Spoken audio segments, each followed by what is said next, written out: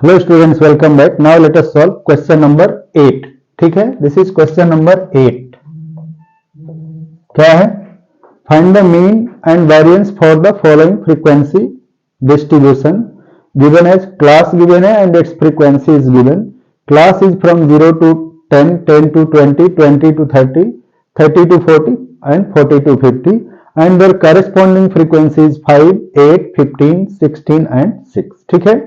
So now to solve this question, we'll write the given frequency distribution in the following table like this.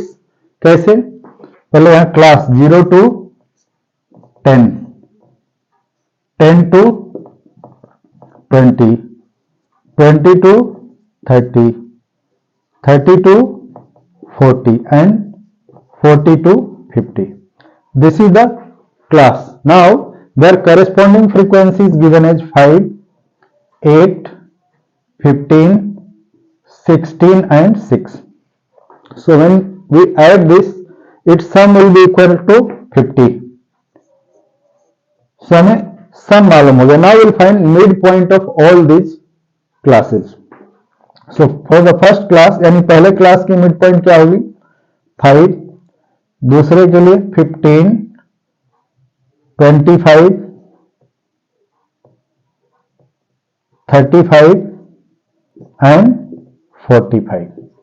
ठीक है. जब हमने mid point निकाल लिया, then इनमें से जो मिडिल वैल्यू होगी that will assume as assumed mean. ठीक है, that will suppose as assumed mean. So here in middle values a assumed mean is 25 because बीच में जो है ये 5 ऑब्जर्वेशन है, तो पांचों के बीच में 25 है, थर्ड ऑब्जर्वेशन है.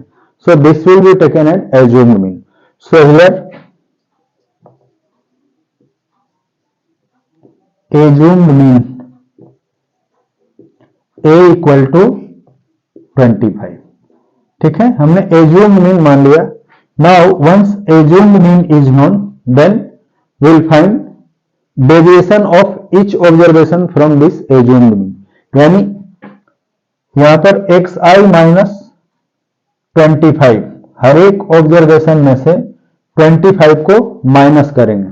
So this will B 5 minus 25, that is minus 20, 15 minus 25 minus 10, this is 25 minus 25 0, 35 minus 25 10 and 20. So this is deviation of each observation from the assumed mean. ठीक है. अब क्या करेंगे नेक्स्ट स्टेप में? इन सारे डेविएशंस को, जो क्लास साइज है, यहां पर class size h equal to 10 है. So here h equal to 10 है. इस 10 से सभी को डिवाइड करेंगे, तो दिस विल बी -2, -1, 0, 1 एंड 2. ठीक है. अब हम क्या करेंगे? इन yi जो वैल्यू मिली है, इनको इनकी करस्पॉन्डिंग फ्रीक्वेंसी से मल्टीप्लाई करेंगे. Means will multiply the value of yi with corresponding frequency. So here 5 minus 2 क्या हो जाएगा? -10, 8 minus 1 8, 15 into 0 5 into -2 -10, 8 into -1 -8, 15 into 0 will be 0, 16 into 1 will be 16 and 6 into 2 will be 12. ठीक है. अब हम इन सभी का सम निकालेंगे. तो दिस इज 16 plus 12, 28 पॉजिटिव हुआ and -10 minus 8 -18 negative. So sum of this will be equal to 10. यानी सिग्मा xi fi का जो वैल्यू है, प्रोडक्ट है, इन सारे प्रोडक्ट का सम कितना है? That is equal to 10. Now to find the mean, mean का फॉर्मूला क्या होता है? Mean x bar equal to a assumed mean है, plus sigma fi into y जो हमने यहां निकाला, डिवाइडेड बाई n. n की वैल्यू यहां गिवन है, n इक्वल टू इनका सम fi का, this is equal to 50. So हमें a मालूम हो गया, n मालूम हो गया, h मालूम हो गया एंड सिग्मा fi yi मालूम हो गया. देन मीन क्या हो जाएगा? Hence mean x bar equal to 25 plus 10 upon 50 into 10, that is 25 plus 100/50 that is 25 plus 2 और this is equal to 27. So mean हमें मालूम हो गया, mean x bar equal to 27. So first job is finish, यानी हमें mean निकालने का काम खत्म हो गया. This method is called shortcut method या स्टेप डेविएशन मेथड. ठीक है, अब हम वेरिएंस निकालने के लिए व्हाट वी नीड, वेरिएंस का फॉर्मूला क्या होता है,